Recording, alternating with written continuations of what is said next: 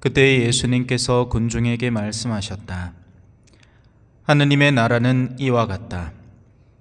어떤 사람이 땅에 씨를 뿌려 놓으면 밤에 자고 낮에 일어나고 하는 사이에 씨는 싹이 터서 자라는데 그 사람은 어떻게 그리 되는지 모른다. 땅이 저절로 열매를 맺게 하는데 처음에는 줄기가, 다음에는 이삭이 나오고 그 다음에는 이삭의 나달이 연근다.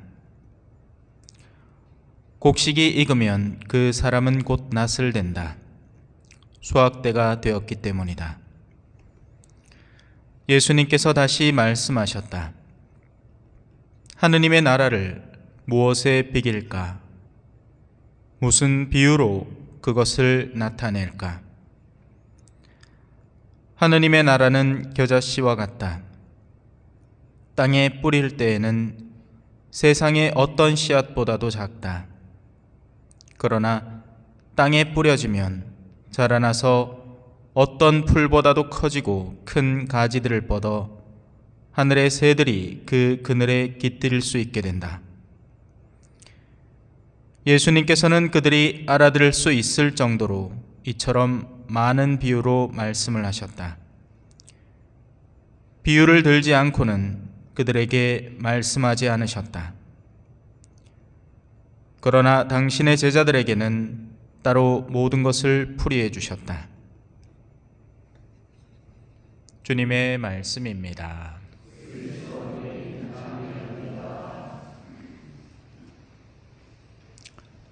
참 예수님, 겉으로 보이는 건 그렇다 하고 얘기해 주면 됩니다. 저는 손에 책을 들고 있습니다. 그 사이에는 빨간색 띠가 있습니다. 이런 것들은 눈에 보이는 그대로를 설명해 주면 되는 겁니다. 하지만 내적으로 일어나는 사정은 다릅니다. 영혼 속에 일어나는 사정들은 그와 상응하는 현세적인 수단으로 바꿔서 비유와 상징으로 이야기를 할 수밖에 없습니다. 그래서 하느님의 나라는 그 자체를 절대로 드러내 보일 수가 없습니다. 그 자체는 훗날 우리가 가봐야 아는 것이고, 그것을 지금의 우리가 알아듣게 하기 위해서는 비유와 상징으로만 이야기를 할 수밖에 없는 겁니다. 그래서 오늘의 비유가 나오는 겁니다. 하느님의 나라는 무엇입니까? 무엇과 같습니까? 하느님의 나라는 작은 초대에서 시작을 합니다. 그 누구도 부름받지 않고서는 응답을 할 수가 없습니다. 그래서 이 첫 작은 초대가 정말 중요하고 바로 그 부분이 여러분들이 해야 할 몫입니다. 여러분들이 자녀들에게나 아니면 이웃 사람들에게 하느님이라는 분이 계신다라는 메시지, 하느님은 참 좋은 분이다, 그분이 약속한 나라는 정말 좋은 곳이다, 이러한 것들을 씨앗처럼 뿌려주는 겁니다. 달리도 할 수 있습니다. 지옥에 대한 두려움을 일깨울 수도 있죠. 이대로 살다가 큰일 난다, 한 번쯤 영원한 생명에 대해서 묵상해 봐야 하지 않겠느냐, 이렇게 누군가를 증오하고 그 사람의 뒷담화를 하고 나쁜 말을 잔뜩 하고 악습에 시달려 살면 하늘나라에 들어가기가 쉽지 않다. 그러면 또 그 사람이 생각을 하겠죠. 이든 저든 처음에 뿌려지는 것은 굉장히 작은 씨앗입니다. 그리고 그 씨앗이 뿌려지고 나면 흔히는 감동하는 사람이 생깁니다. 아, 야, 저런 사람이 저렇게 변할 수 있구나. 왜? 신앙 때문에. 와, 대단하다. 저 사람의 저런 힘은 어디서 나오는 걸까? 와, 정말 감동스럽다. 멋지다. 그게 이삭이 나오는 수순입니다. 줄기가, 처음에는 줄기가, 그리고 그 다음에 나오는 것은 그러면 나도 한번 배워봐야 되겠다. 무슨 얘기를 하나? 사람이 감정에 동요되어서 끌릴 수 있지만 거기서 절대로 멈춰서는 안 됩니다. 사람은 자기가 가려고 하는 곳, 닿으려고 하는 곳을 좀 더 섬세하게, 자세하게 파고들고 알아야 합니다.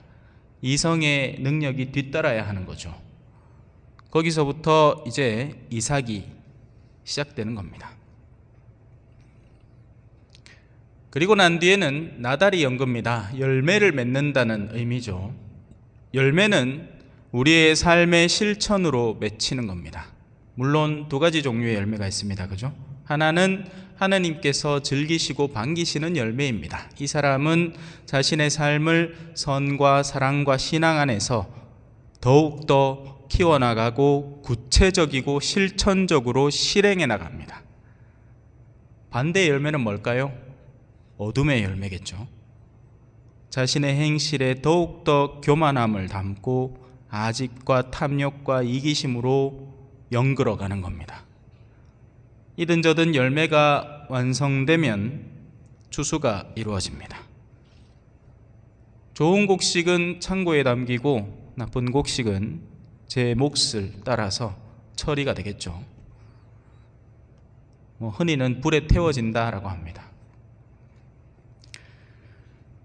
여기서 또한 우리는 천국에 대한 이미지를 비유적으로 살펴봤기 때문에 지옥에 대한 이미지도 비유적으로 살펴볼 수가 있습니다. 지옥이라는 것을 떠올릴 때 우리는 흔히 이런 표상들을 듣습니다. 불탄다. 구더기와 벌레가 들끓는 곳이다. 당연히 천국에는 나달이 있지 않고, 그죠? 지옥에는 구더기가 있지 않겠죠? 그러면 이 표상들은 과연 무엇이겠습니까?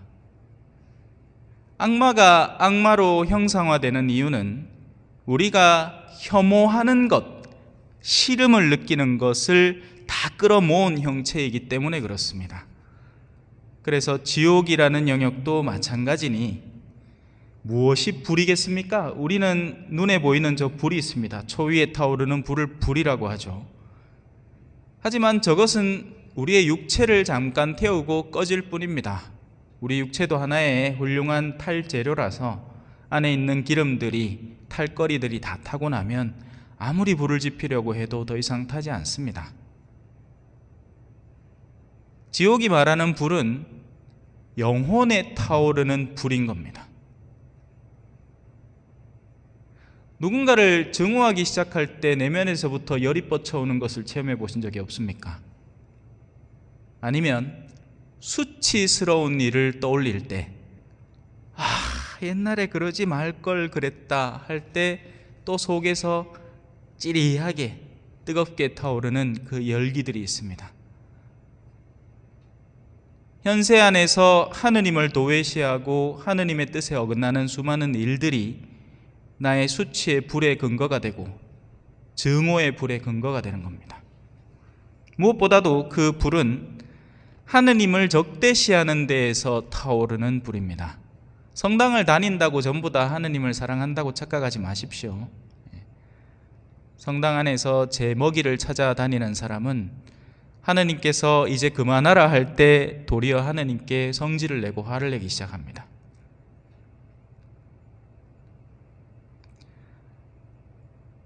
그런 표상들로 보이지 않는 세계를 언급할 수밖에 없습니다. 그래서 그 가장 근간에는 믿음이 존재하겠죠. 씨를 뿌리면 받아들이는 그 첫 믿음. 이제 여러분들에게는 저에게서 뿌려진 씨앗이 다가갔고요. 그걸 심을지 말지는 여러분의 몫에 달려 있습니다. 정말 아름다운 걸 사랑해서라도 사람은 위로 올라가지만 혐오하는 게 두렵고 싫어서라도 거기서 빠져나와야 위로 올라가는 움직임에 동참할 수 있습니다. 하지만 현세는 우리를 얼마나 중독시켜 놓았는지 이제 성경 말씀만 들으면 잠이 오고요. 기도하자는 초대는 너무나 싫고요. 아까도 미사 직전에 우리 연령회장님이 오셔가지고 한 분이 돌아가셨는데 냉담하시다가 가시고 자녀들도 생각이 없답니다. 얼마 전에도 설날 때 오신 자녀분들한테 넌지시 부탁을 드렸죠, 그죠? 제발 부모님 장례라도 챙겨드리라고. 그 중에 한 친구도 요 앞에까지 나와서 덩치는 산만해가지고 성체를 안 모시더라고요. 예. 그래서 정말 의아해서 물어봤습니다. 세례 안 받았나? 안 받았대요. 예.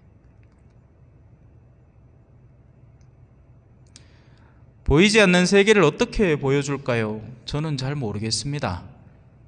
저에게 있어서 하나의 방법이 있다면 우리가 살아가는 삶의 열매로 보여줄 수밖에 없습니다. 그래서 현세에도 아직 사제들과 수도자들이 있는 겁니다. 이상한 삶을 사는 사람들이잖아요. 정상의 범주를 벗어난 삶을 살아갑니다. 그죠? 그래서 그 삶 안에서 여러분들이 천상을 탐하도록 그들이 현세에 여전히 존재하는 겁니다. 하지만 이제 그마저도 서서히 불이 꺼져가는 느낌입니다. 요즘 누가 자기 자식 신학교 보내려 하고 수녀님 만들려고 합니까?